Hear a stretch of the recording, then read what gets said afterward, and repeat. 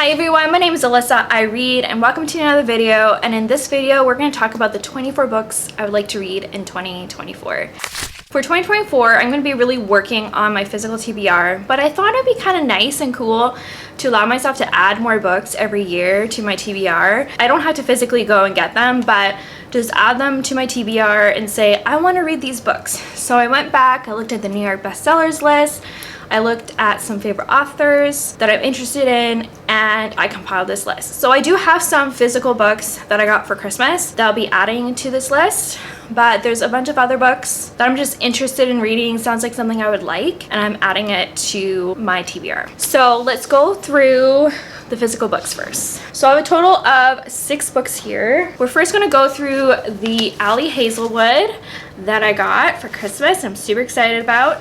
So Love on the Brain, these are all like romances set at university, like STEM romances, women in the science field. This one, from what I understand, is like a You've Got Mail kind of situation. So I'm really excited about that. And then Check and Mate, which I only learned about recently, is clearly by the title. Chess romance, the hero and heroine, they're both really good at chess. They are competitive, they're kind of like rivals. She's not a rookie, but she isn't like in the scene like he is. And then Love Theoretically, she's a theoretical physicist, but since she can't support herself by being a professor, she is like a date for hire in the evenings, and the hero is the brother of one of her favorite clients. And I guess he possibly like works at her university and possibly is on the board to select who gets tenure. And so it's kind of that dynamic. And so I'm excited for all 3 of these. I also have The 7-Year Slip by Ashley Poston. I'm super excited to read this. And I have her other one on this list, which is The Dead Romantics. I don't own that one. But The 7-Year Slip, it's like a magical apartment. The woman moves into her aunt's apartment after the death of her aunt.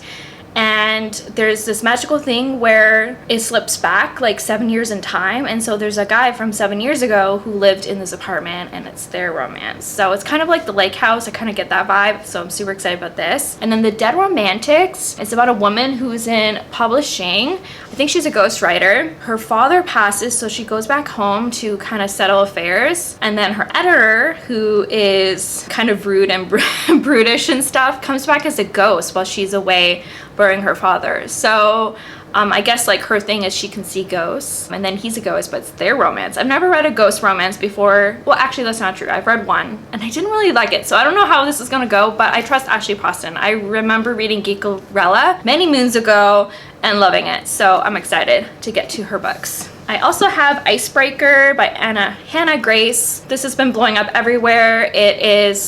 He's obviously a hockey player, she is a figure skater, and I think they have to share rink time, and then eventually I think he has to like be her partner or something in figure skating. So sounds super cute, and I do like hockey romance. I haven't read a lot, but I'm excited about this one. I also have House of Earth and Blood. I love Sarah J. Maas, and I've been meaning to get to this series, and I'm super behind in compared to everyone else, but this is an urban fantasy. Honestly, that's all I know, and I don't really want to know anymore, but I'm really excited to get to this when I can. Now, everything else I don't own. So I have A Fragile Enchantment by Alison Saft. A lot of these I don't know too much about, so the synopsises are going to be super short. But this one apparently is a fantasy of manners, which I absolutely love. And she is a dressmaker. I think she's commissioned to do the dress of the royal wedding, but she falls for the groom, which sounds super good. I think it's a YA fantasy. I think she has magic, like she does magic with the dressmaking, but it actually I think slowly kills her or something. I'm excited about that. To Kill a Shadow by Catherine Quinn. This is a YA fantasy. A lot of these are YA fantasies now, just warning you. The hero, he has like a hand of death, and he uses it, like I'm sure it's like magical or a glove or something, and he leads the knights, and the heroine is a knight herself, and it's their romance. There's Belladonna by Adeline Grace. I've been seeing this, I've been wanting to read it because she keeps escaping death, and death is like a person or a personified in some way or form, but she keeps escaping death for whatever reason, and so she lives a really long time. I don't know how long, but it sounds like she outlives a normal lifespan, and it's their romance. So that sounds good. I have From Blood and Ash by Jennifer L. Armentrout. I've only started reading her books. I've been reading slowly through the Da Vincent series, and I have loved one. The second one was like okay, but this is her vampire bodyguard romance, and it's a long series, and then I think there's a spin-off series, so I thought I'll start with this one to add to the TBR. I also have Swordcatcher by Cassandra Clare. This one we're following Kel, and he's raised to be a body double for the prince, and they're like really close. They're almost like brothers, but he knows he'll probably one day die for the prince. And then Lynn, she's a healer with magical abilities, and their lives collide at some point through an assassination attempt, apparently. There's Starling House by Alex E. Harrow. All I know is a haunted house story with possibly a romance, so I'm sold with just that. We have Throne of the Fallen by Carrie Maniscalco, and also Stalking Jack the Ripper by Carrie Maniscalco. I do want to read both of these books. I read her other series that I'm blanking on right now, but I did really like it. The first book I loved, and then slowly kind of went downhill, but I can tell I'll like a lot of her stuff. So Throne of the Fallen is set in the same world. Oh, it was called Kingdom of the Wicked. That's what it is. And we're following Envy, I think. And I remember him being one of my favorite characters of that series. So I'm excited for this book. It's just a standalone, and I think the heroine's a painter, but he's like a demon or something. One of the princes of hell kind of thing.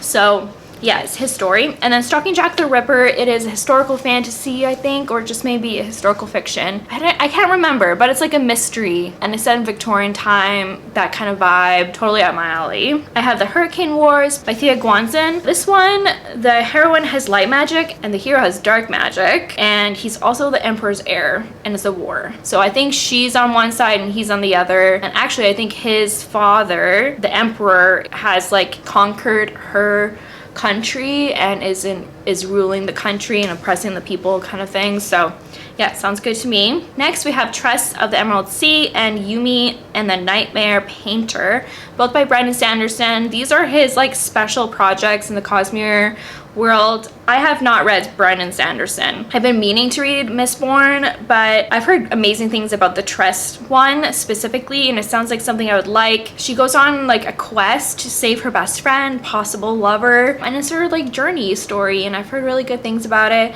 And then the other one person grew up kind of like in an artsy realm, like in a garden full of like music and paintings and things like that, and the other person lived in a world of science and technology, and something kind of brings them together. And the cover just screams Raylo to me, so I said yes, I want to read that. I have 1,000 Heartbeats by Kira Cass. I've always loved Kira Cass and so I still want to keep reading her books, even though like she's not super popular anymore. But so we're following a princess. She's forced to marry someone. It's probably going to be a loveless marriage. And then the hero, he leads an army, and I think it's probably an opposing army, star-crossed lovers kind of situation, and I just want to give it a try. We also have Caraval by Stephanie Garber. I started the Once Upon a Broken Heart series, and I'm loving it, so much fun, and so I want to read her other books. And this one, our heroine, she is in an arranged marriage, or she will be in an arranged marriage. She finally got the invitation to go to Caraval, and the Caraval I think is like about her or surrounds her. The competition is specifically to find her, and there's going to be a romance there, and I'm excited to read it. We also have The Serpent and the Wings of Night by Carissa Broadbent.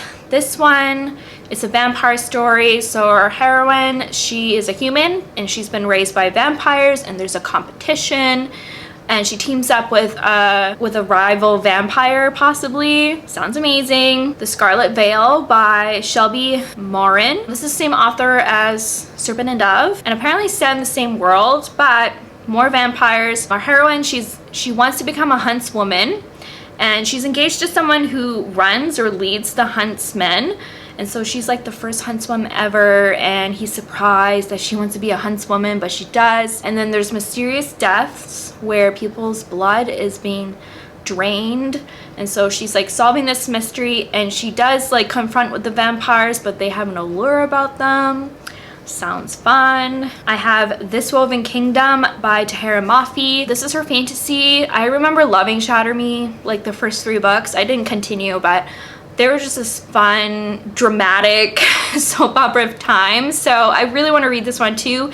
So our heroine, I think she's like the secret heir of this kingdom, but she's like hiding as a servant. The crown prince knows there's a prophecy about his father's death, and I don't know if she's involved with it or what's the deal. Like, I don't know if she kills the king or not, but that's just the setup for that story. And the last one I have here is One Dark Window by Rachel Gillig, and this one is interesting. It possibly is a romance fantasy, but I think it probably leans more romance. So she lives in a kingdom, the heroine, where it's very misty, like it's a mist-filled kingdom, and she's relying on a monster that lives in her head, which is really interesting. So it's like a monster spirit lives in her head. They kind of help each other out, and then she bumps into a highwayman, and the highwayman and her end up maybe going across to kind of like save the kingdom kind of thing. I don't know, I just thought it was really interesting about the spirit in her head, and yeah, I'm kind of curious, and it sounds a lot of fun.